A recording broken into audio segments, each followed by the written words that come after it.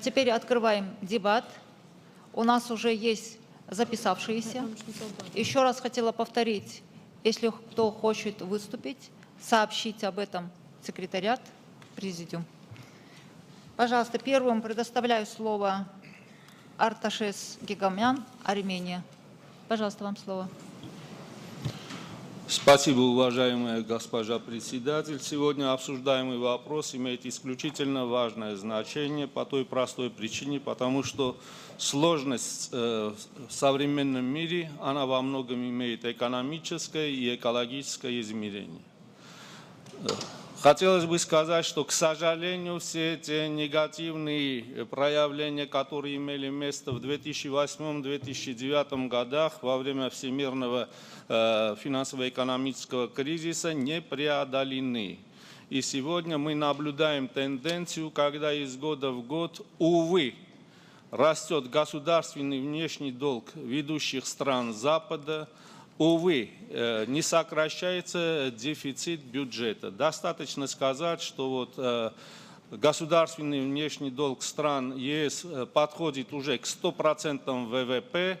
В Соединенных Штатах Америки, к сожалению, он уже перевалил за 100%. И эта тенденция не преодолена. Стало быть, истоки сложившегося напряженного состояния надо искать в экономическом и экологическом измерениях и преодолеть все причины, которые привели к такому состоянию дел. Ну, чтобы не говорить очень высокопарно, я на примере нашей республики, наших соседей остановлюсь на экономическом, а скорее всего и экологическом измерениях.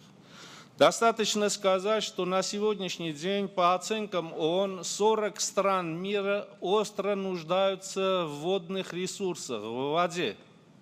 В том числе в числе первых из нуждающихся государств отмечается наш сосед Азербайджан. Надо сказать, что значительную часть дефицита водных ресурсов Азербайджанской республики возмещается за счет рек, которые имеют истоки и текут по территории Армении.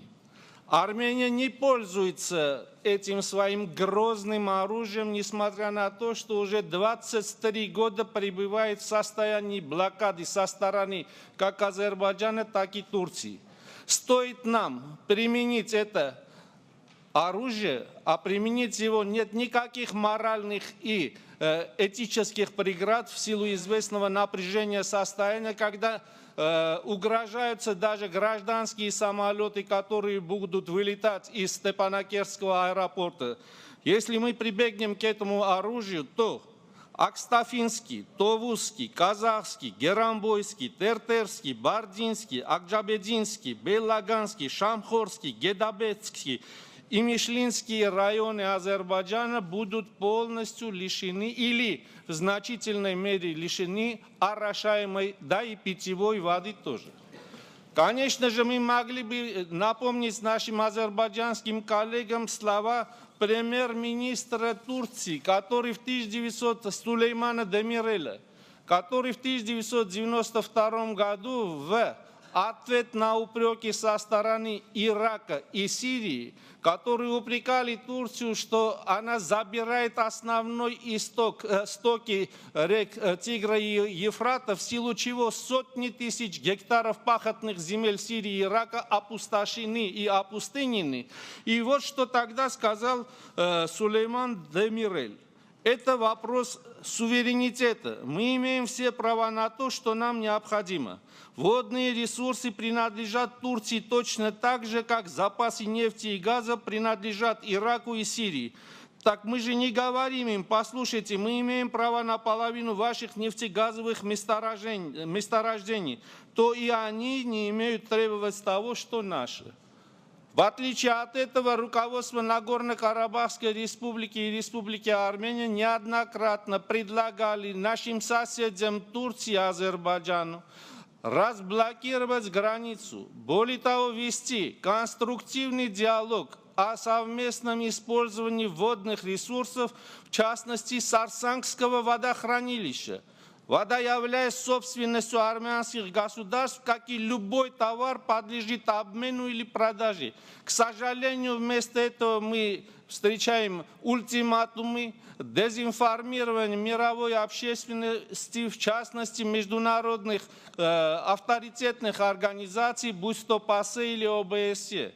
Армения настроена на конструктивный лад, ибо осознает, что со всем мировым сообществом мы находимся в одной лодке, в одном большом корабле, который, увы, не может вырваться из того опасного водоворота, в который впала мировая экономика. Спасибо за внимание. Спасибо. Следующее слово господину Дин Эллисон, Канада. Thank you very much, Madam Speaker. My fellow parliamentarians, thank you for the opportunity to speak here today. I'd like to extend my thanks to our distinguished panelists. Your presentations were thought-provoking and very timely. The Helsinki Final Act recognizes that the strengthening of world peace and security is inherently linked to the promotion of fundamental rights, economic and social progress, and well-being for all people. We know that when people have economic opportunities that allow them to build a better life for themselves and their families, they are less likely to turn to crime, terrorism, and violence, or to be exploited by criminals. They are more likely to demand democracy, respect for the rule of law, and human rights from their governments. Colleagues, freer trade and investment are reshaping our world, creating jobs and opportunities for ordinary people. Every sovereign nation has the right to negotiate and to enter into such agreements freely on terms of its own choosing. Canada has worked hard to expand our network of trade and investment agreements in recent years. The Comprehensive Economic and Trade Agreement, or CETA, which Canada and the EU have recently concluded, is just one such example. The text of CETA was released last week in Ottawa. According to a joint Canada-EU study, CETA has the potential to boost bilateral trade by 20%. This is the equivalent to creating almost 80,000 new jobs. The agreement's preamble contains important references to human rights and non-proliferation, demonstrating the link between trade and comprehensive security. A Canada-EU Strategic Partnership Agreement was also finalized this September. The Strategic Partnership Agreement will deepen and broaden the scope of Canada-EU bilateral cooperation in a wide range of issues, from international peace and security, combating terrorism, and the fight against drugs, to the promotion of human rights, non-proliferation, and sustainable development. These agreements build on the shared history of values of Canada and the EU, reaffirming our commitment to a mutual prosperity through continued cooperation. They also mark the beginning of a dynamic new chapter in the relationship between Canada and the European Union. Colleagues, I look forward to hearing your perspectives on these issues during our discussions over the coming days. Thank you very much for your attention. Спасибо. Слово предоставляю господину Александру Фокину, Россия. Подготовиться Азербайджан. Ильдар Ибраимов. Спасибо, госпожа председатель. Уважаемые дамы, господа, сегодня мы являемся свидетелями, непосредственными участниками новых политических реалий, они также экономические. Америка заставляет европейские страны вернуться в лоно холодной войны, и 20-летний опыт совместной работы в области экономики, политики, отношений между Россией и Европой сегодня поставлен под угрозу. 20 лет совместной работы российских и европейских компаний – это десятки тысяч созданных совместных предприятий, миллионы рабочих мест, которые обеспечивали политическую, экономическую, военную стабильность в Европе. Сотни тысяч европейцев после введения санкций оказались без работы, не представляют, как сохранить свой бизнес и что будет с ними и с их семьями, что будет дальше, если санкции будут продолжены. Для России введение санкций, как это отмечают эксперты, и не только российские, это реальный шанс и мощный импульс для подъема российской промышленности, сельского хозяйства, создания условий продовольственной безопасности, переориентация энергетического сектора России на страны Юго-Восточной Азии, страны, которые не присоединились к санкциям. Конечно, это новые инвестиции, новые рабочие места. В Европе все больше поэтому, наверное, начинают понимать бесперспективность санкций, и неоднократно уже в этом зале, и мы были с вами свидетелями, звучали слова, что кризис можно решить только с Россией, но не против России. И чем дальше Европа будет отводить и проводить, вернее, недружественные санкции в отношении России, тем меньше шансов будет договориться. Образно говоря, чем сильнее будет сжиматься пружина санкций, тем мощнее будет консолидация населения Российской Федерации. Я могу доложить, уважаемые коллеги, что 92% по опросам сегодня граждан России поддерживают политику президента Путина и правительства Российской Федерации. И без всяких сомнений, ОБСЕ должно искать пути, каким образом мы можем найти выход из сложившейся ситуации. В такой обстановке, я думаю, что возможны какие-то более еще серьезные провокации в отношении России. И не только та ситуация, которую мы хорошо знаем с малазийским Боингом. Как человек, который занимается экономикой и экологией, я могу сказать, что европейцы не должны забывать, что отработанное радиоактивное топливо с украинских атомных станций хранится на территории Украины. Вы знаете, что сегодня в Украине господствует партия войны, и 5 или 6 олигархических кланов имеют свои вооруженные силы, свои боевые отряды. И, конечно, никто не гарантирует, что эти радиоактивные отходы могут не попасть именно в эти отряды и быть использованы сначала на востоке Украины, что, безусловно, приведет к экологической катастрофе в центре Европы, а могут быть также и проданы исламским радикальным группировкам, которые неоднократно угрожали Европе в использовании радиоактивных отходов и других токсических веществ. Мы бы не хотели, чтобы эту трагедию мы допустили. И поэтому ОБСЕ в этой связи должно особое внимание уделить данному вопросу и отправить своих экспертов, специалистов, чтобы оценить опасность распространения радиоактивных отходов, которые хранятся на территории Украины. Безусловно, сегодня мы должны искать пути, каким образом Россия и Европа должна найти совместные точки соприкосновения в вопросе кризиса на Украине. Мне кажется, что сегодня сидящие в зале, это следовало из тех выступлений, которые вчера мы слушали на политических секциях, уже начинают понимать, что не все так однозначно, как рисуют средства массовой информации.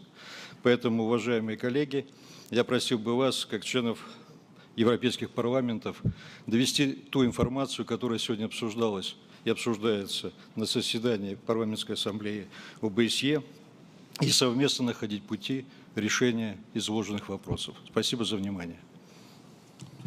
Спасибо. Сейчас слово предоставляется Ильдар Ибраимову, Азербайджан. Следующим подготовится Виктор Добре, Румыния. Благодарю вас, уважаемая госпожа председатель, уважаемые коллеги. Прежде всего, я хотел бы поблагодарить презентаторов за представленную интересную информацию по обсуждаемой теме. Известно, что экономическая и экологическая безопасность является составной частью национальной безопасности каждого государства, и они находятся в центре внимания всех стран. Этот вопрос является приоритетным в политике и моей страны. Как вы знаете, 20 сентября сего года в Баку состоялась торжественная церемония, посвященная 20-летию контракта века и закладка фундамента Южного газового коридора. Контракт века был подписан в 1994 году, всего через 3 года после обретения независимости, и Азербайджан стал первой постсоветской страной, заключившей подобные соглашения с мировыми нефтекомпаниями. В этом контракте приняли участие 13 компаний из 8 стран. И в истории нашей страны начался процесс международного сотрудничества на Каспийском море. За эти годы соглашение открыло путь к подписанию еще 26 соглашений из 19 стран. В настоящее время нефтепродукты Азербайджана прокачиваются по нефтепроводам Баку-Супса, Баку-Новороссийский и Баку-Тбилиси-Джейхан, которые соединяют Каспийское море с Черным и Средиземным морями. Только в рамках контракта века, который предполагает разработку блока нефтегазовых месторождений Азери-Чирак-Кунешли, по состоянию на 1 сентября 2014 года посредством нефтетранспортной инфраструктуры была экспортирована 384 миллиона тонн нефти. Основной экспортный нефтепровод Баку-Тбилиси-Джейхан сегодня функционирует не только для Азербайджана, но и стран, расположенных в восточной части Каспийского моря. По этому трубопроводу до сих пор экспортировано около 12 миллионов тонн туркменской и более 4 миллионов тонн казахстанской нефти. Азербайджан богат не только нефтью, но и природным газом. В 2007 году сдана в эксплуатацию первая часть южного газового коридора Баку-Тбилиси-Эрзурум, и Азербайджан стал утверждаться в мире как газовая страна. А 20 сентября 2014 года заложен фундамент строительства трансанатолийского трубопровода ТАНАП, ресурсным источником которого является газовое месторождение Шахтенис. К данному проекту смогут подключиться Грузия, Турция, Греция, Болгария, Албания, Италия, а на следующем этапе Монтенегро, Хорватия и другие страны Европы.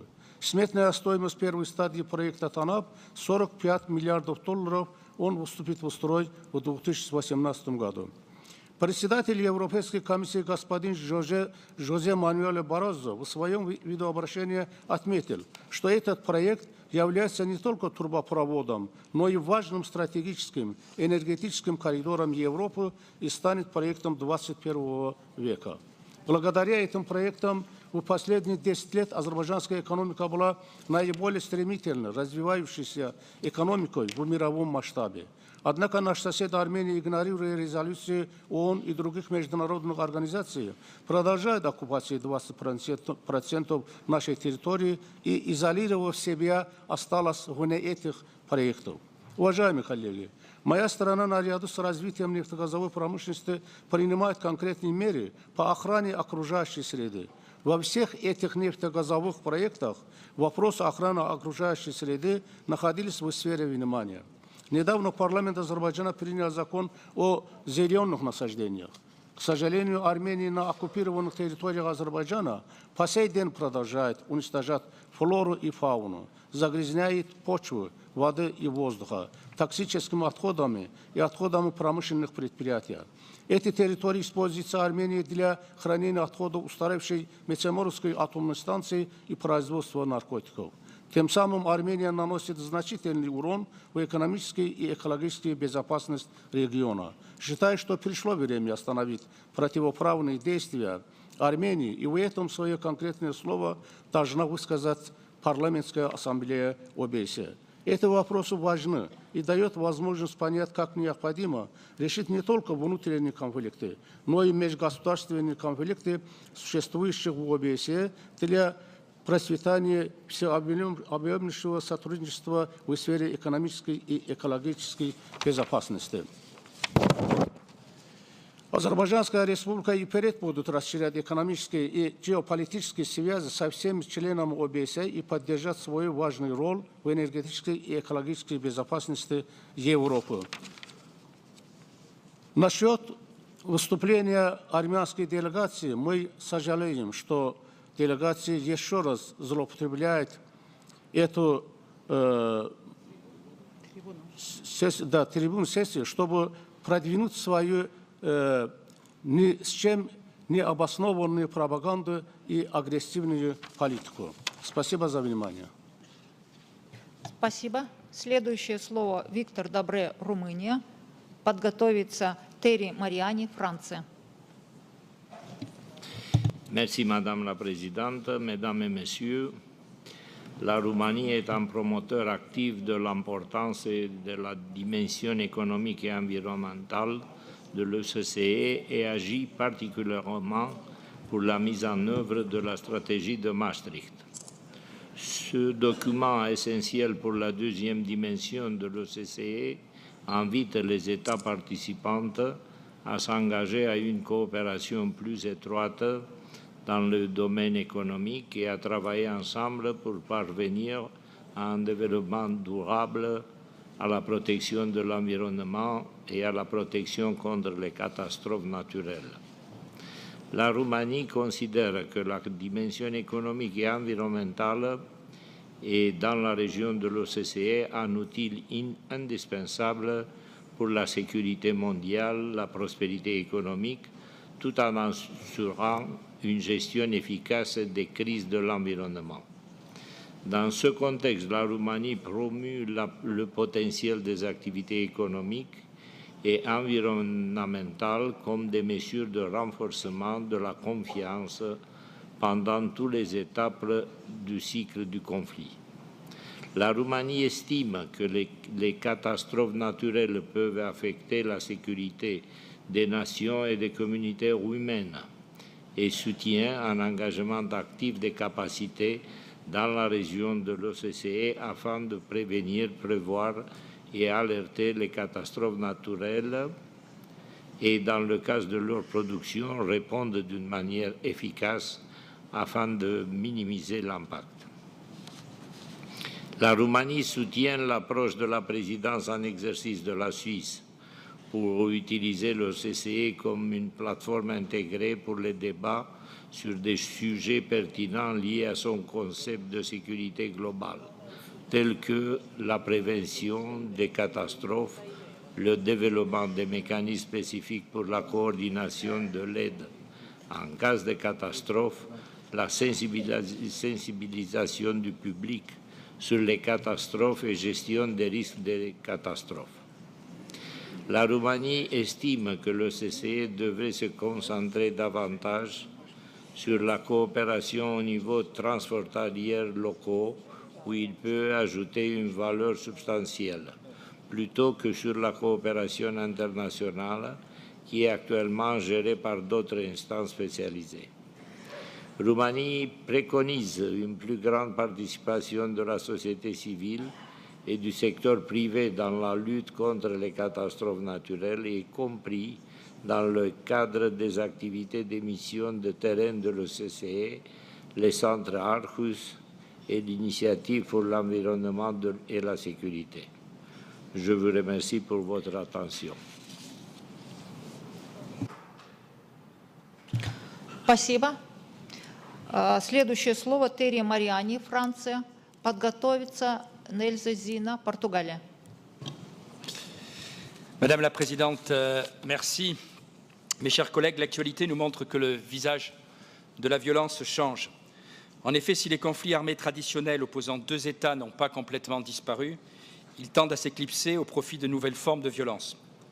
Le développement des conflits n'opposant plus deux États, mais un ou plusieurs États à des entités infra-étatiques, relevant le plus souvent de la milice ou du groupe terroriste, modifie l'aspect traditionnel du conflit. En effet, la fragilité de certains États que l'on qualifie souvent d'États faillis, incapables de conduire des politiques publiques, échouant dans le processus démocratique, ainsi que l'absence de développement économique et social, les deux facteurs étant très souvent liés, favorisent la constitution de ces groupes armés. Ces groupes, mus par des idéaux identitaires ou religieux, mais pouvant être tous qualifiés de groupes terroristes, se révèlent très dangereux en raison de la facilité d'accès à des armes, leur capacité d'endoctrinement et de communication, ou encore du développement des nouvelles technologies. Plus encore, leur multiplication en différents lieux du monde risque de voir se profiler une jonction idéologique et logistique entre ces différents mouvements pour devenir ce qui est parfois désigné comme des guerres civiles régionales. La crainte actuelle réside dans la formation d'un arc terroriste allant de l'Irak à la Mauritanie, en passant par la Somalie et le Soudan. Nous avons depuis plusieurs années une multiplication des groupes fanatiques religieux dans certaines parties d'Afrique, Boko Haram, AQMI, Mourao ou encore Al-Shabaab, qui risquent de nouer une alliance objective. Nous constatons également que des guerres civiles nées de contestations politiques de régimes en place, au sud du Soudan par exemple, en Syrie, en Libye, en République démocratique du Congo ou en Irak, font l'objet d'une récupération religieuse par des groupes terroristes. Ce type de violence rend hésitants les pays occidentaux. Ils ne souhaitent plus participer directement à de tels conflits qui ne sont pas compris par leurs citoyens quand ils ne se terminent pas en chaos, comme le montre l'intervention américaine en Irak ou l'intervention française et européenne en Libye en 2011, à encourager la désagrégation de l'État, à ne rien faire pour relever le niveau économique. Tout cela finit par le chaos et sombre dans le fanatisme. Ce constat doit nous inciter à réfléchir. La carte de la violence épouse la carte de la pauvreté. La solution à ce fléau est une amélioration de l'économie des pays concernés, du quotidien et des conditions de vie de leurs habitants. On ne peut que constater et se réjouir du processus de pacification connu tant par l'Amérique latine que par l'Afrique australe et dont l'origine n'est autre que la croissance économique. Au niveau international aussi, il nous faut réaffirmer notre détermination et mettre un terme à cette violence dont le visage a changé ou s'est tout le moins diversifié. Il faut soutenir les États dans le rétablissement de leur pleine souveraineté sur leur territoire afin d'assurer dans la paix leur développement économique et social. Je vous remercie. J'ai dépassé de 8 secondes. Спасибо. Слово предоставляю госпоже Нельзе Зина, Португалия. Следующий подготовится Хеди Фрей, Канада. Thank you, Madam Chair, dear colleagues. One of the great challenges faced by the world today is reaching consensus on economic growth, preserving the environment, and improving the population's living conditions. However, ecological disasters often impede that consensus and pose us with great economic and technological challenges. Ecological disasters, whether natural or the result of technology, are one of the major topics of contemporary environment law because they have been becoming more serious on account of climate change, the higher generation of risks caused by rapid technological development, and especially because of the environmental vulnerability created by poverty. The consequences of environmental disasters can affect groups, individuals, and communities in different ways depending on their environmental vulnerability. Environmental risks, therefore, are not evenly distributed, and factors such as poverty and ethnic or racial makeup may be at the heart of distribution of these environmental risks and costs. Please allow me then to make a connection with the third committee and say that exposure to the risks and effects of ecological disasters can also be understood as a situation of human rights violation. The systems for protecting human rights can play an important role in protecting rights of vulnerable groups and individuals in ecological disaster situations, above all for groups that are forced to leave their places of origin as a result of exposure to natural or technological risks and the effects of ecological catastrophes. It is interesting to note, however, the way in which technological developments are equipping citizens with increasing power to protect themselves during and after disaster scenarios. Indeed, the role of technology and technological innovation in disaster response extends an opportunity to address, without contradiction, natural and man-made disasters as transnational threats with transnational opportunities for OSCE space.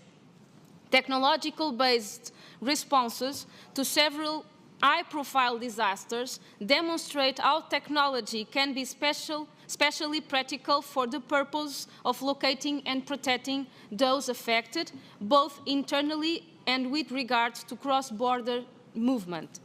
For example, in the aftermath of 2012 earthquake in Christchurch, New Zealand, the Governmental Statistics Agency received anonymous data on the movements of mobile phones active in the city in the run-up to the disaster. By tracking the location of the unique ID linked to calls and text messages, researchers were able to pinpoint the location of individuals following the quake, including how far they traveled from the city and when they returned. Using this information, emergency services and other national and regional authorities gained a clear picture of how best to deploy finite resources. Even in countries such as Libya, Ukraine, and Syria, which have witnessed governments negate their responsibility to protect their citizens, the basic use of online social media platforms and mobile phone apps have brought damning evidence of gross human rights violations to attention to the international community, evidence that may not have otherwise come to light. Although most of these examples come from outside of the OSCE space, they nevertheless relate to the questions of how organizations can respond to disasters with innovative methods while at the same time improving existing ones. At the national level, participating states should seek to create or sustain economic incentives for technological innovation, especially in areas such as information technology and telecommunications can be used during and after disasters. This will provide individuals, states, and other international actors with the tools required to mitigate their effects. Technology can be an essential mechanism in managing the conflicts that arise from natural disasters, but also is true that therefore are factors that can generate greater environmental vulnerability to catastrophes and limit the reach of technology and the benefits which that development may bring. The question is, what about people who do not have a mobile phone? How can we guarantee technological advances when the majority of population is poor? Poverty can be an obstacle and cannot be ignored. Their increased difficulty in accessing certain information and of mobility that need to occupy areas of risk and greater environmental fragility, and even the overexploration of natural resources in their environment to ensure survival make the poorest the main victims of disasters. This has been happening in OSCE member states. The challenging of protecting the population reflects one of the fundamental duties of both state and interstate actors, but that cohesion should be implemented while also taking into account the environmental vulnerability imposed upon all those who do not have the same response opportunities and the same range of benefits. Environmental displacement, especially between states, is a lacuna in international law, which may receive an important contribution from the OSCE and all its member states. The growing use of environmental standards in the analysis of human rights violations, along with environmental displacements and the legal means that they demand, indicate a trend towards the integration of the environmental law and human rights protection systems essential to creating legal responses to environmental vulnerability in light of ecological disasters. That is why this speech focuses on two paradoxical subjects that are to some extent interconnected. On the one hand, the constant need to harmonize a jurisprudence that protects populations displaced because of natural disasters. On the other, granting that member states search together to find synergies able to implement, consolidate an investment in innovative technologies that can be tools for combating and protecting in the event of catastrophe and that can be used by all. Without that harmony, we may be developing technology that is aimed at only a few, condemning to misfortune all those who are not involved.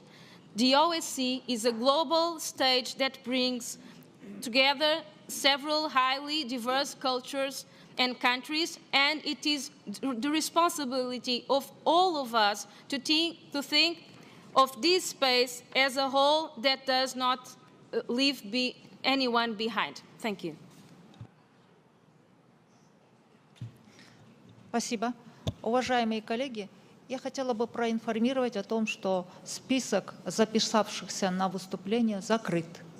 И выступающим придется установить регламент не более 5 минут, потому что у нас записавшихся более 10 человек еще.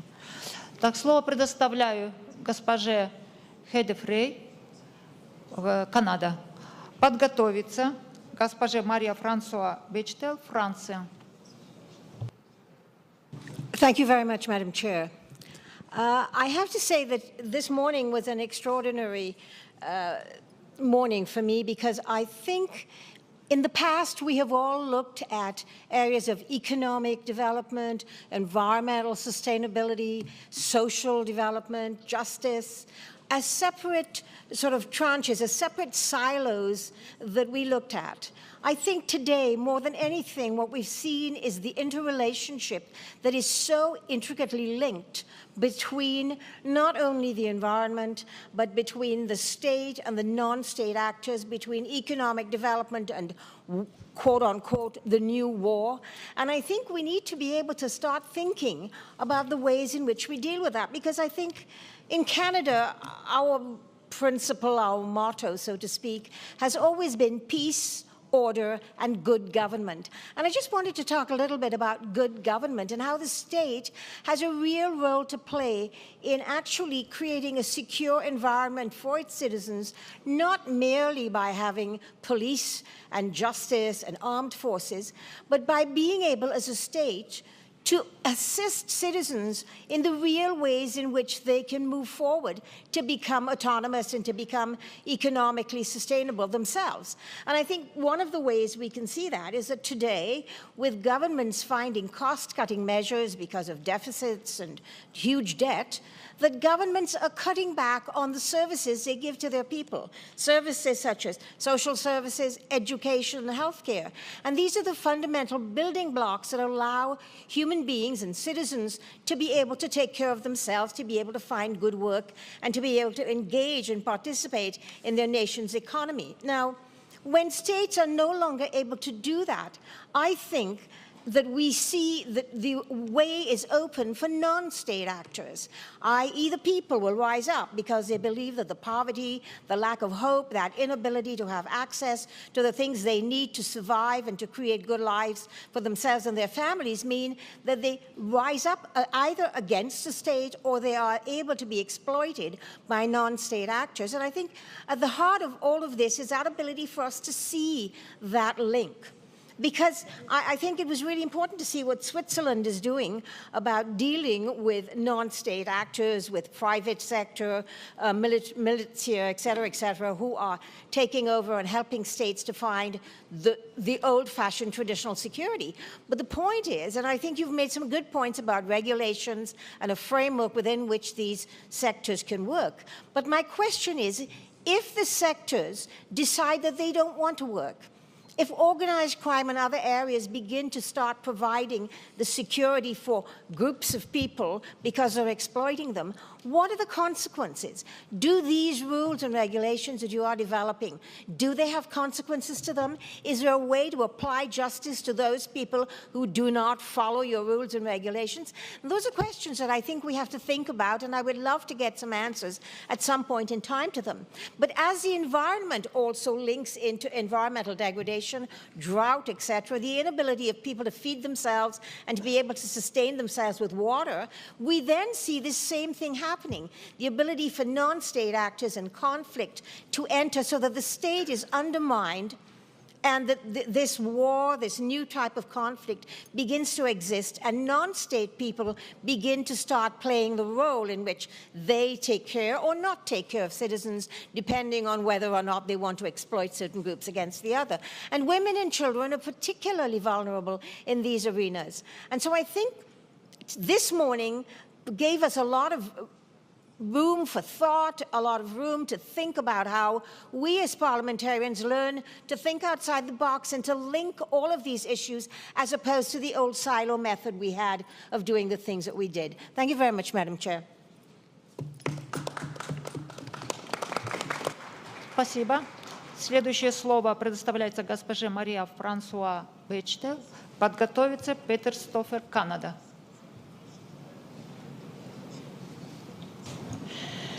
Merci Madame la Présidente. J'ai écouté avec beaucoup d'intérêt les intervenants de ce matin. Le premier notamment nous a invités à analyser les causes de la violence à travers ses formes à la fois traditionnelles mais aussi nouvelles. On a beaucoup parlé de ces causes et plusieurs intervenants ont souligné, la dernière encore maintenant, le rôle de la pauvreté. Et bien sûr c'est une analyse ancienne en réalité, que de dire que la pauvreté est un facteur de violence. Mais c'est une analyse que nous devons pleinement faire nôtre. D'ailleurs, c'est ce qu'a fait l'ONU au moment du sommet du millénaire à Monterrey. Elle a considéré que la réduction de la pauvreté dans le monde était le facteur principal de réduction précisément des inégalités et aussi des violences. Je voudrais revenir brièvement sur 2 points qui m'ont été inspirés par les présentations d'ensemble. Le premier intervenant, le professeur Krauss, a dit « Nous sommes maintenant au-delà des conflits traditionnels, et nous sommes dans des conflits après-guerre froide », ajoutant à propos de la guerre froide « Tout cela est terminé ». Malheureusement, je ne pense pas que la guerre froide soit terminée, et le conflit ukrainien en est une illustration tout à fait nette. Aujourd'hui, nous devons répéter avec force à l'OSCE qu'aucune solution n'est possible sans un dialogue avec l'ensemble des parties, que les 2 parties principales, l'Ukraine et la Russie, doivent dialoguer ensemble, que l'Ukraine doit être constituée comme une zone ayant un vrai sens pour le continent européen, c'est-à-dire une zone dont la Constitution permet la reconnaissance de ce qui est une dualité.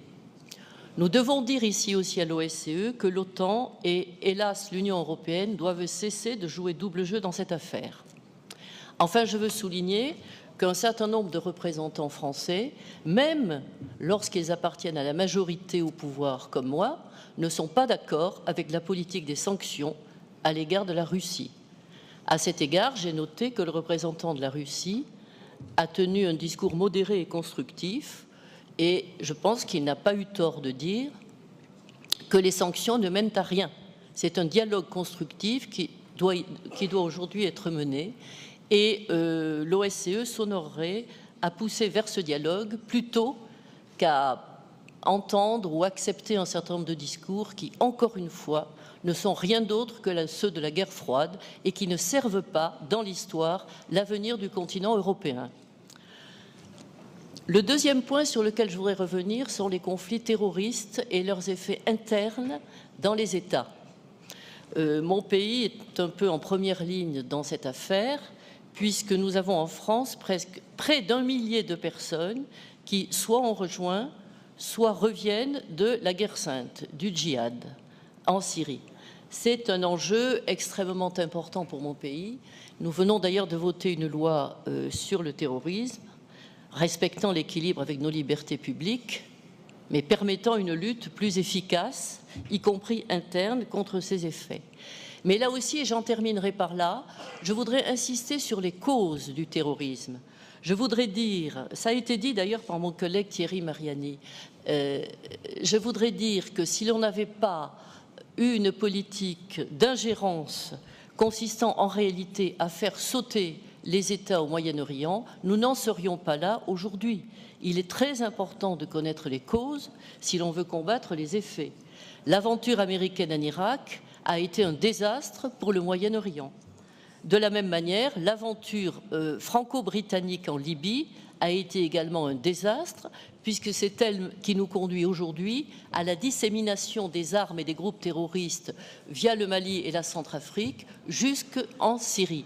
Tout cela doit être analysé de la manière la plus claire dans des instances comme la nôtre. Sinon, quelles seraient les tribunes au sein desquelles on pourrait analyser de telles dérives qui ont conduit aujourd'hui le monde, et notamment le monde, disons le continent européen tout entier, à connaître des risques qu'il ne connaissait pas lorsque des politiques aventuristes n'étaient pas menées ici ou là, notamment au Moyen-Orient.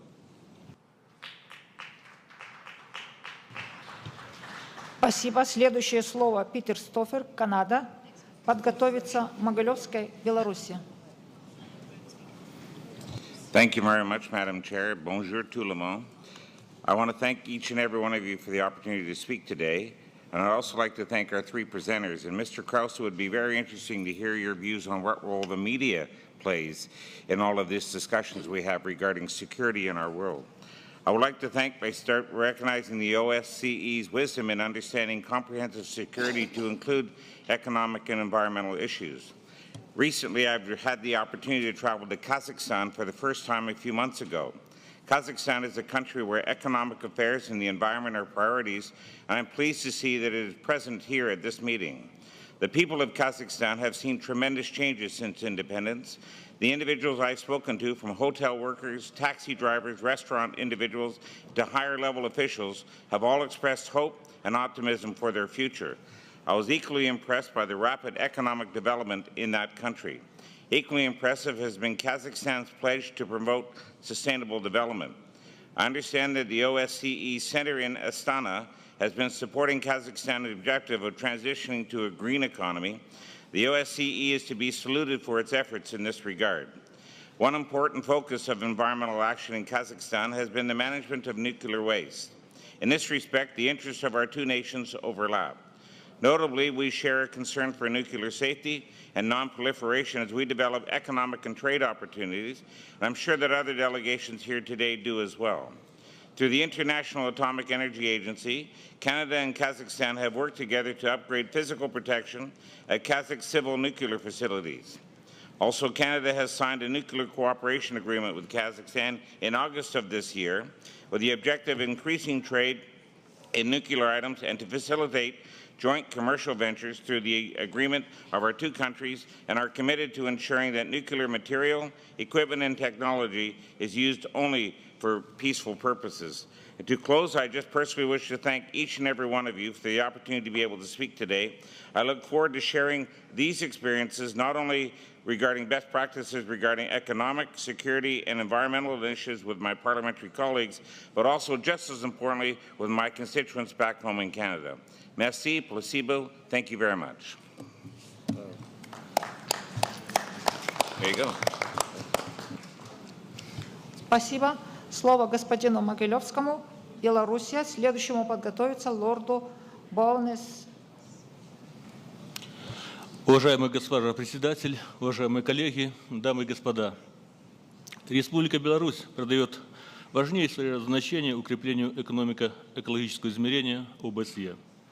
Вторая корзина является неотъемлющей составляющей концепции всеобъемлющей и корпоративной безопасности ОБСЕ, однако незаслуженно находится на вторых ролях повестки дня нашей организации. Считаем важными дальнейшие шаги по исправлению функциональных и географических перекосов в работе ОБСЕ. В первую очередь за счет усиления экономико-экологического измерения. Проблемы и угрозы в сферах экономики и охраны окружающей среды существуют на всем пространстве ОБСЕ, и, к сожалению, их влияние на ситуацию с безопасностью в регионе ОБСЕ лишь усиливается. Вопросы социально-экономического развития, энергетической безопасности, защиты окружающей среды непосредственно касаются каждого человека, качества его жизни и благополучия. Дополнительное усилие национальных парламентов, а также межпарламентских объединений, в том числе и парламентской ассамблеи ОБСЕ, в этих сферах могут и должны стать реальным практическим вкладом в устойчивое развитие и стабильность наших стран. Именно поэтому делегацией Беларуси было инициировано принятие Ассамблеи ряда резолюций по экономико-экологической тематике. В этом году нами внесен проект резолюции о защите и продвижении социально-экономических прав в регионе ОБСЕ, который был принят на ежегодной сессии Парламентской ассамблеи ОБСЕ в Баку. Ряд последних событий все больше укрепляет нас во мнении о необходимости дальнейшего повышения внимания ОБСЕ к вопросам энергетической безопасности, которые имеют жизненное значение для всех государств-участников. В этом контексте поддерживаем разработку соответствующих механизмов ОБСЕ по предотвращению и урегулированию энергетических споров и конфликтов, которые бы включали поставщиков, транзитеров и потребителей энергии.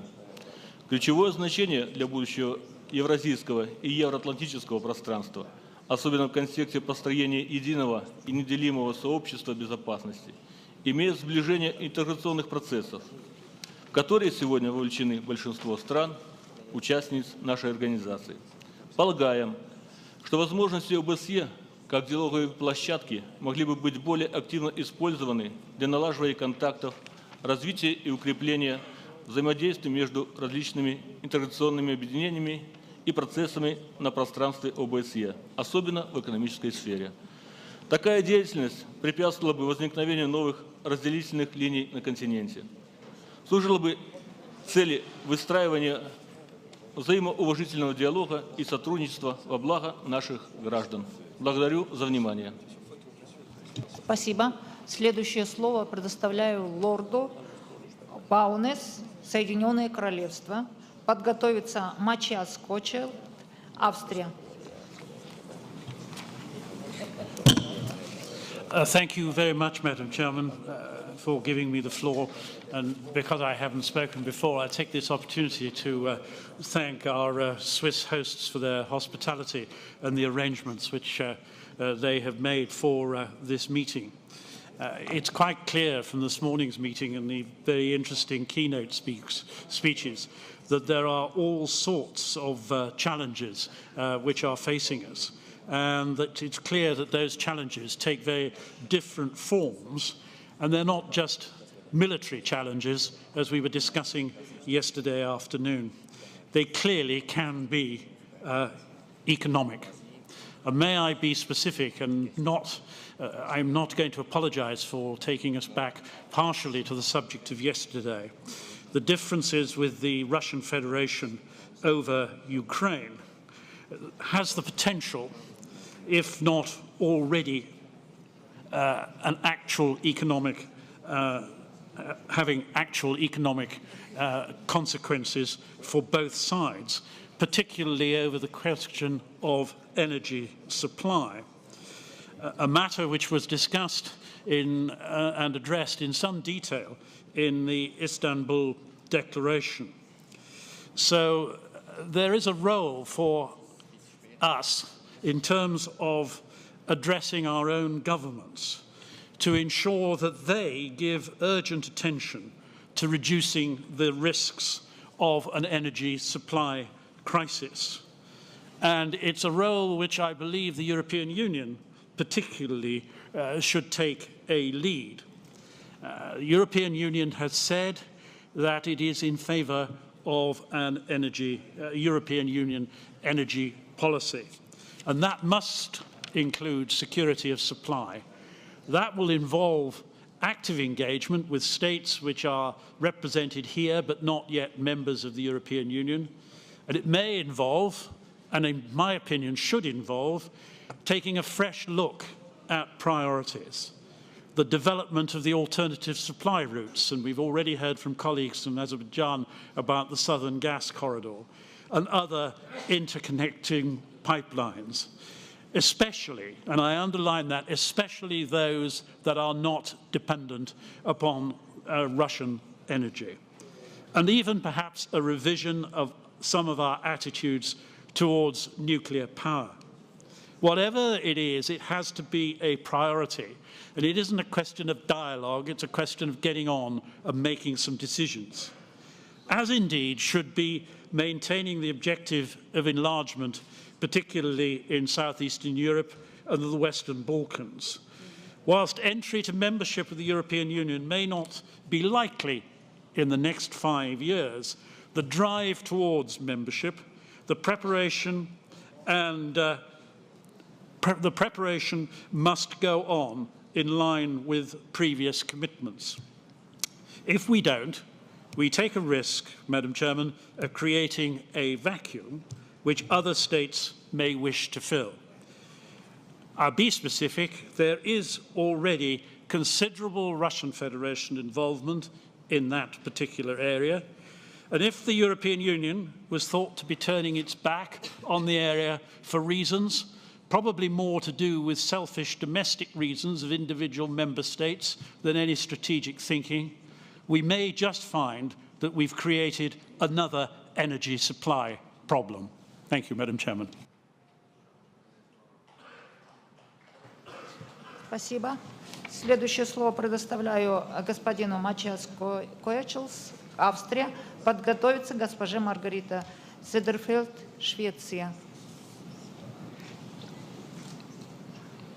Geschätzte Kolleginnen, geschätzte Kollegen, es war heute vielfach die Rede von Klimawandel, von Energiesicherheit Und da möchte ich mir als neutrales Land Österreich schon die Anmerkung erlauben, dass Österreich es geschafft hat, die Energiesicherheit ohne Nuklearenergie sicherzustellen. Wir haben kein Atomkraftwerk und die Atomenergie ist hier eine Sicherheitsbedrohung aus unserer Sicht in mehrerlei Hinsicht, sowohl in Krisengebieten, wir haben hier die Beispiele aus der Ukraine, wo panzerbrechende Waffen ohne weiteres die Hülle von Atomkraftwerken durchschlagen können. Wir haben aber auch das Thema der Energiesicherheit im Sinne von großen zentralen Energieversorgungsanlagen, wie es die Atomtechnologie darstellt. Hier möchte ich schon die Frage an die Runde werfen, was ist sicherer in der Versorgung, ein Reaktorblock oder für das gleiche Geld 2 Millionen Photovoltaikanlagen auf den Haushalten, wo man die Menschen und die Bürgerinnen und Bürger unabhängig machen kann. Das ist eine Frage der Energiesicherheit. Es geht eigentlich auch darum, dezentrale Energiespeicherung vorzunehmen statt zentrale Energieversorgung.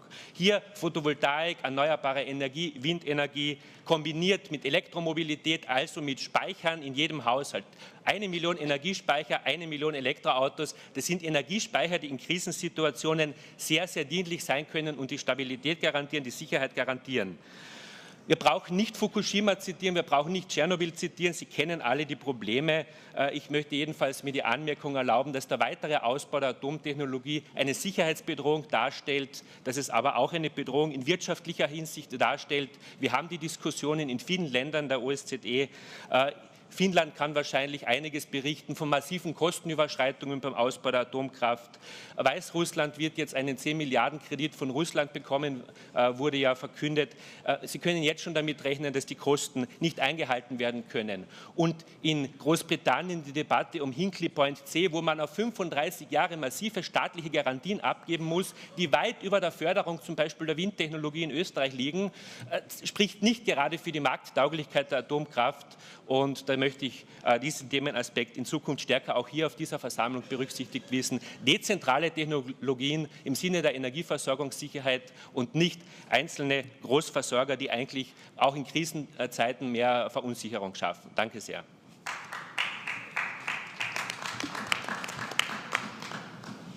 Спасибо. Следующее слово Маргарита Седел, Швеция. Госпожа. Thank you, Madam Chair. Господину Пиццашвили, Нидерландия. Thank you, Madam Chair. Distinguished parliamentarians, I would like to focus on the topic of the way where war are performed these days. As Professor Krauss said in his speech, the war is performed in different ways today than before. And I think one way we could look upon what's going on in our neighbor area is the situation in Ukraine. We could see that countries are in a conflict that, to speak very clear, for example, Russia says it's have nothing to do with the conflict. I would like to stress one very important thing that actually could be a way to prevent such conflict. It's the weapon. Just as Professor Krauss said, there are 990 million weapons in the world. It's a huge amount. Some of them, do we know where they are? Some we don't know. We don't know the way, the route, where are the weapons going. I would like to mention what we could do as parliamentarians also. We could really assist here to support the Arms Trade Treaty. The Arms Trade Treaty was negotiated in United Nations the summer of 2013. All the countries in European Union have ratified and also implement the Arms Trade Treaty. I think if more countries really support and ratify and implement the Arms Trade Treaty, it will also be possible to really know where do the weapons go, what route do they go. People are killed, but the weapon do never die. That's why it's so important to have a regulated trade, all from the beginning to the end for the weapon. Thank you, Madam Chair.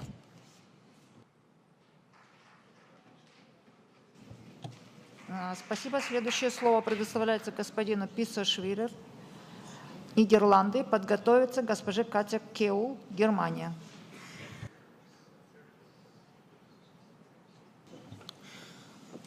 Thank you, Madam Chair.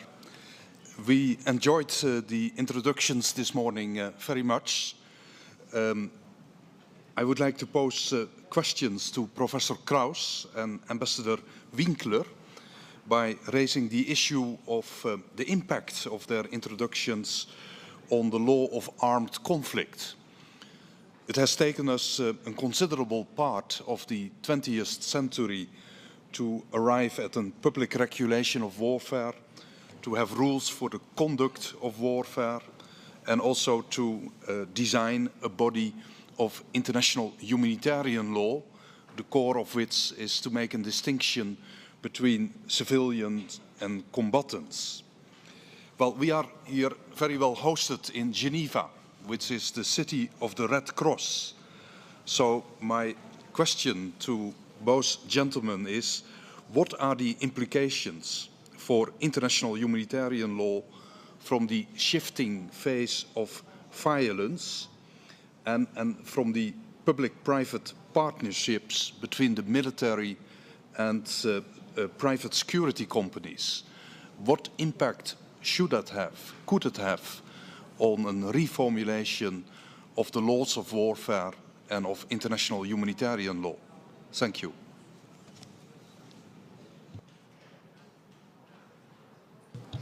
Спасибо. Следующее слово госпоже Катя Кеул, Германия. Подготовиться госпоже Рабиат Арсланова, Азербайджан.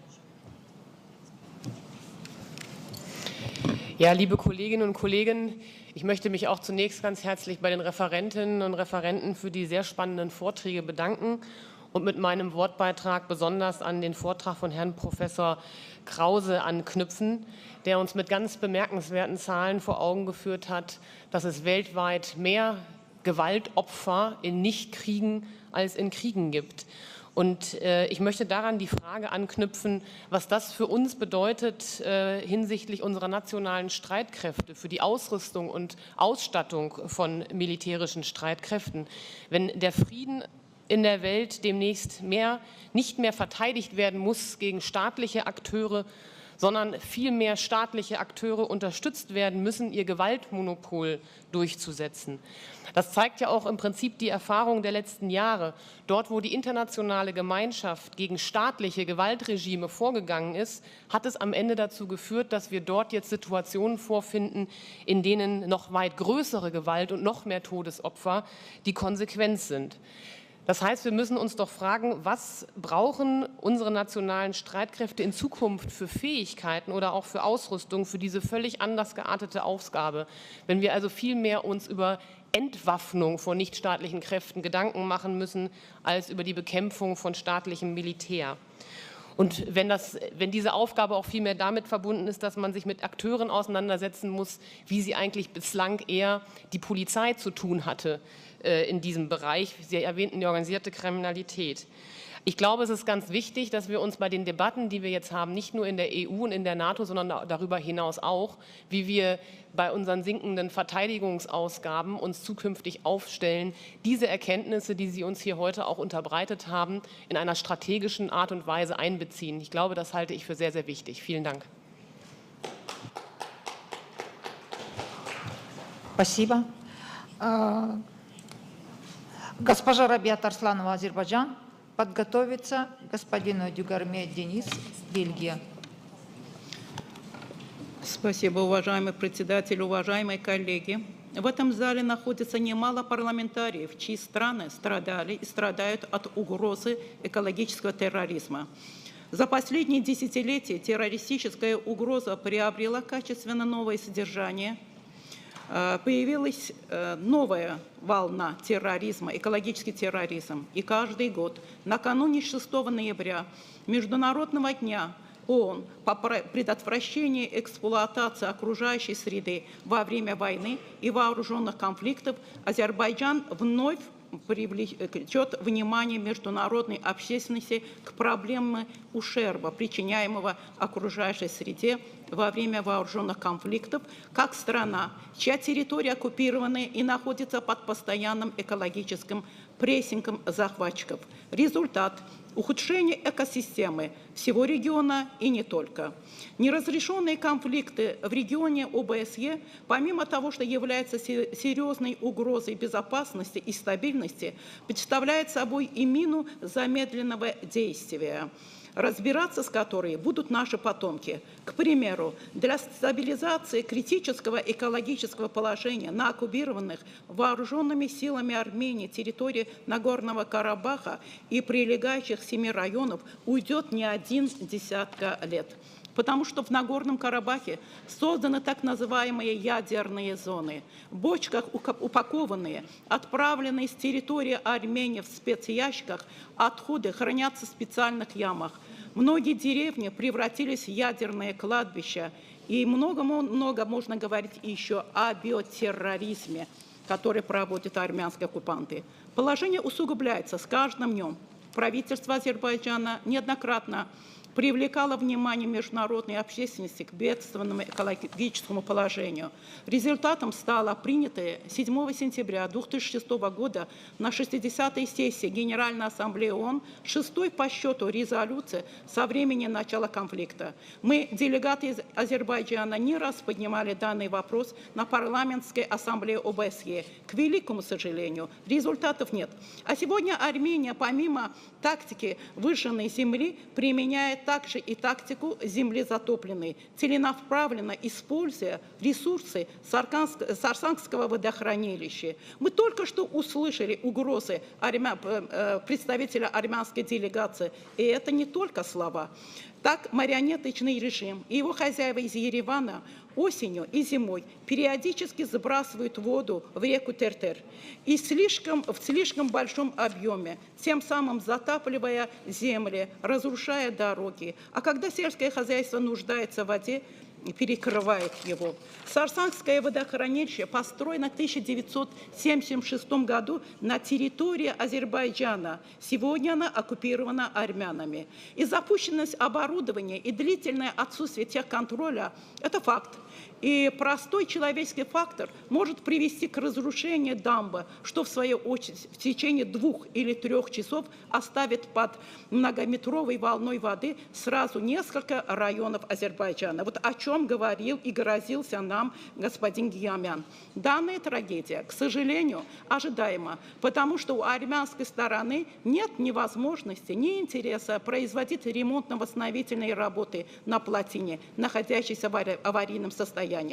Страшно даже представить, что Сарсангское водохранилище потенциально может сыграть роль сверхоружия, что-то вроде оружия, к которому в отчаянии стремился Гитлер к концу Второй мировой войны. Однако при подобном стечении обстоятельств это будет просто катастрофа, а не природный катаклизм. Мир слишком мал, чтобы обезопасить себя в конкретном регионе. Угроза Армении, угроза армянской делегации направлена не только против Азербайджана, но и ко всему международному сообществу. И конкретно я хотела сказать вот о чем.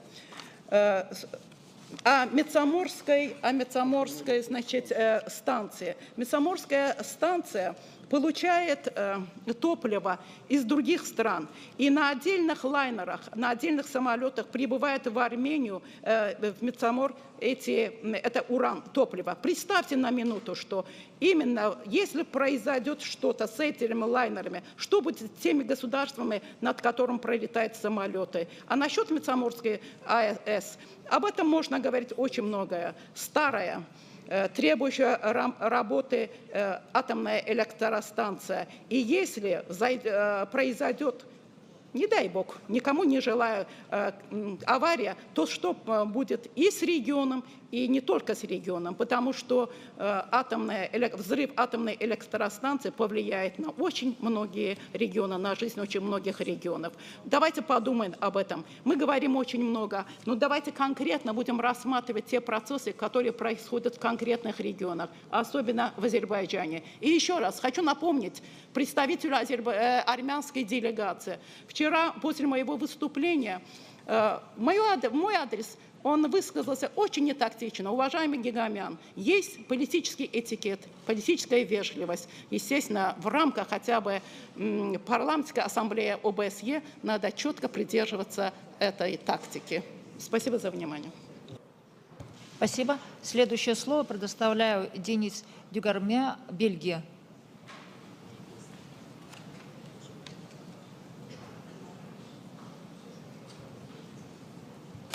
Merci Madame la Présidente. Nous avons, au niveau de la délégation belge, été assez sensible à ce qui a pu être exprimé en début de matinée par le professeur Kraus, compte tenu portant sur la problématique de l'origine de la menace. La menace, évidemment, a changé de visage, s'est modifiée, et en effet, les entités qui portent la menace ne sont plus des États, sont des organisations principalement terroristes. Aujourd'hui, nous en savons quelque chose en Belgique, nous qui avons été frappés par un attentat commis par un returnees de l'État islamique en Belgique en mai. 4 personnes ont été abattues au musée juif de Bruxelles. Aujourd'hui, naturellement, nos pensées vont au Royaume-Uni et à la famille de M.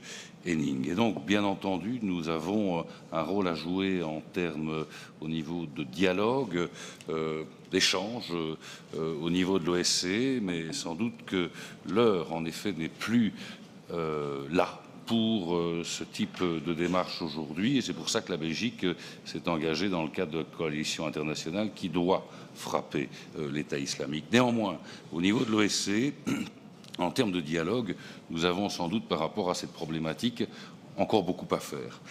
Premier point, nous devrions veiller à continuer à accentuer l'échange entre nous pour ce qui concerne les informations par rapport à ces menaces liées aux returnees. Nous devrions veiller à interdire, à sanctionner mieux les individus qui partent rejoindre un certain nombre d'associations terroristes. Nous devrions nous voir garantir davantage la collaboration dans le cadre de cette problématique des pays frontaliers. Nous devrions veiller à empêcher collectivement la vente d'armes à ces organisations.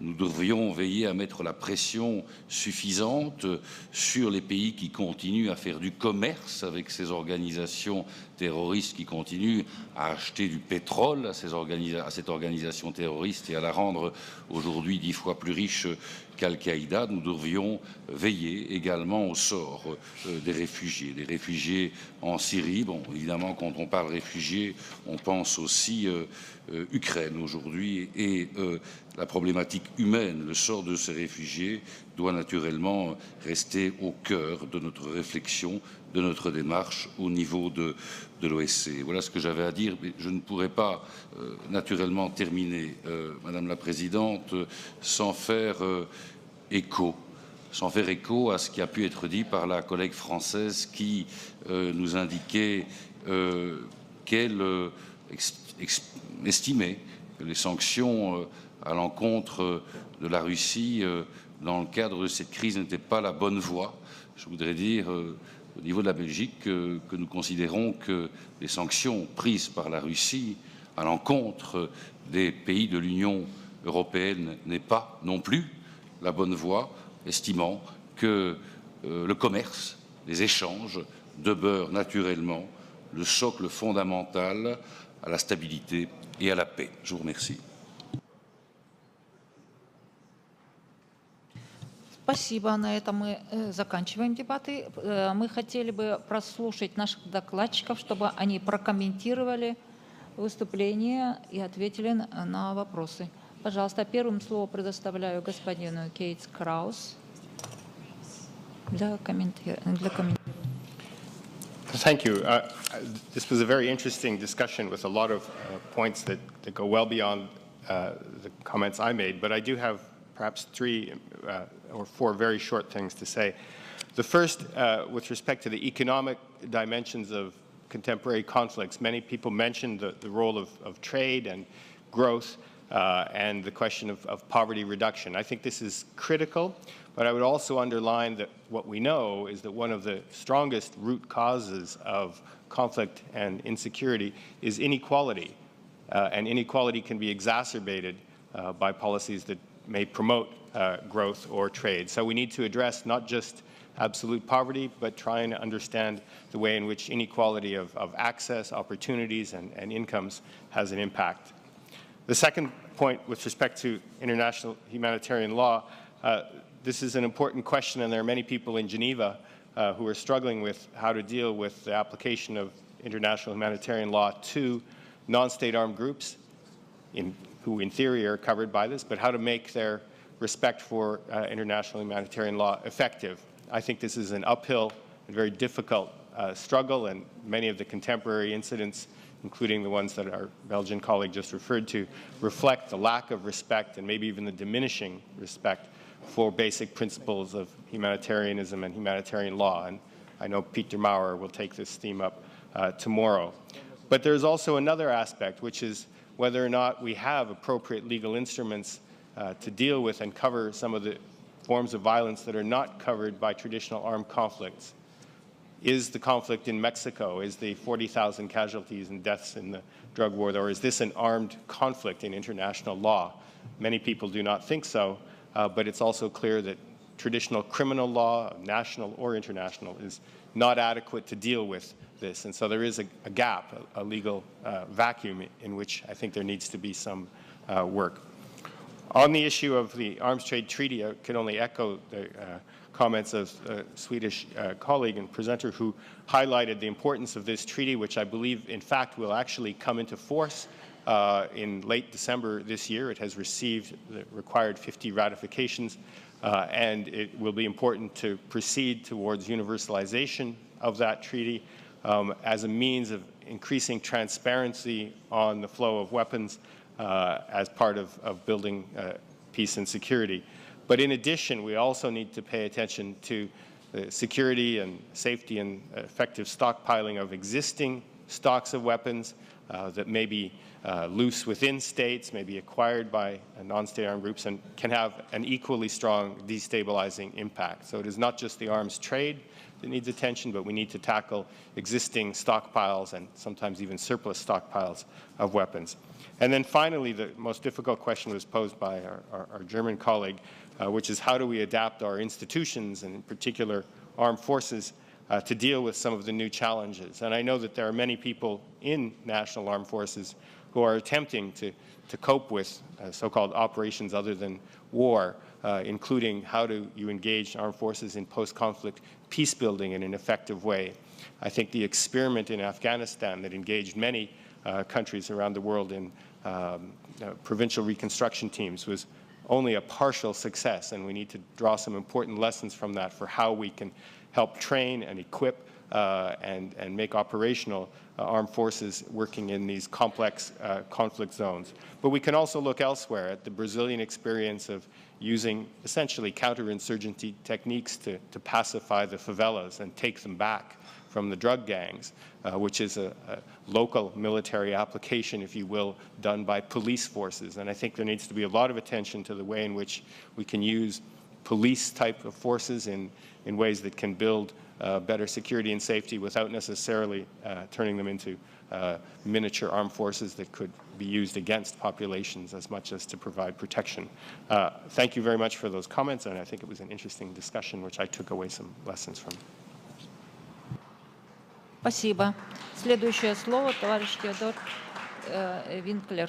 Господин Винклер, посол. Thank you, Mrs. Chairperson.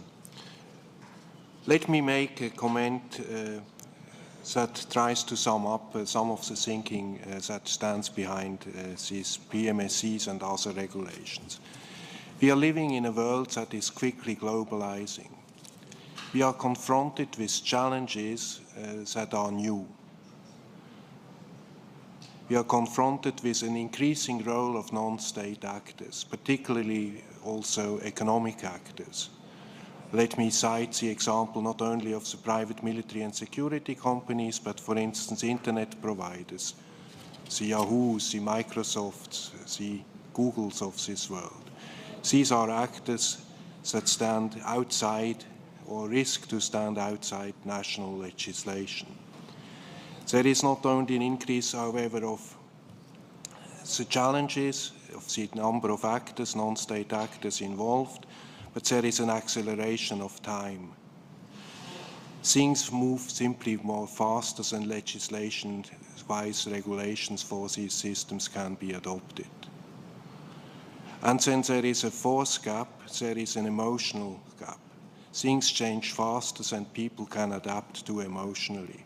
This creates tension. This is an environment that it is not well suited for traditional international law, the great conventions that solves once and for all the problems in area A, B, or C. In this world, which moves faster, which includes more people, which creates time constraints, Switzerland and several other states have chosen to take the road of soft international law, of not the big convention, but of the alliance of the able and willing to try to close the regulatory gap that is threatening to result between the evolution of the reality and the ability of the system to provide normative answers. The private military and security document, the Montreux document and the related code of conduct are just the first example of the road ahead that is probably ours. The next area that cries out for regulation is clearly cyber and the future of the Internet. What are the rights of the state? What are the responsibilities of the Internet providers? How can civil society make its interests heard? These are multi-stakeholder processes that are needed to solve quickly and elegantly questions that are of a burning order. These will be posing new challenges to parliaments because it will less be the parliamentary work is axed on the principle of the big conventions that can be afterwards ratified. Here, new challenges are also emerging for the work of parliaments, and institutions like DCAF have been created to help you in this process. Thank you very much for your attention. Спасибо. Следующее слово предоставляем госпоже Дезидер Швейцер.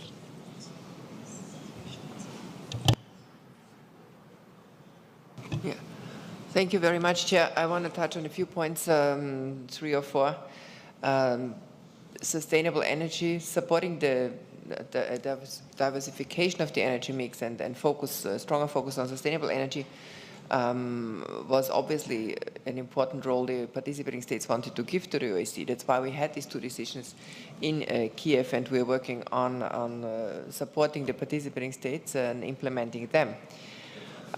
It was also mentioned that that inequality of access, impact, and opportunities is an important issue, and we also see that in the relationship of men and women, and we are conducting several activities to empower women in the water sector. That will be a new activity, and also economic empowerment of women by developing women's entrepreneurial skills and so on has been on our agenda since 2011, when the Ministerial Council developed a decision on this topic, and so we are since then active in this field. And good governance was mentioned as an important and cross-cutting issue, and I wanted to share with you that our next economic environmental implementation meeting for the second dimension that will happen in October in Vienna will provide an opportunity for all our countries to show how, because the topic will be economic environmental good governance, how they have taken the commitments they undertook in various decisions, but last in Dublin on board, and what they did to change national legislation, etc. And my very last point, the topic of disaster risk reduction was extensively covered. You know that we had 3 meetings of the Economic Environmental Forum, and of course all the recommendations that came out of this these meetings throughout the year, they will also go into a political document that will go to the Ministerial Council in Basel, and if participating states decide so, adopt it and design the way of the OSCE, how the OSCE should further go ahead in this area. Thank you.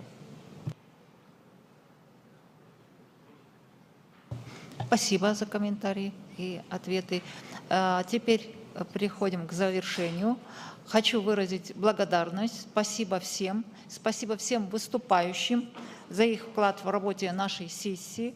Мы имели достаточно продуктивную сессию, уложились ко времени. Заседание закрывается. До новых встреч.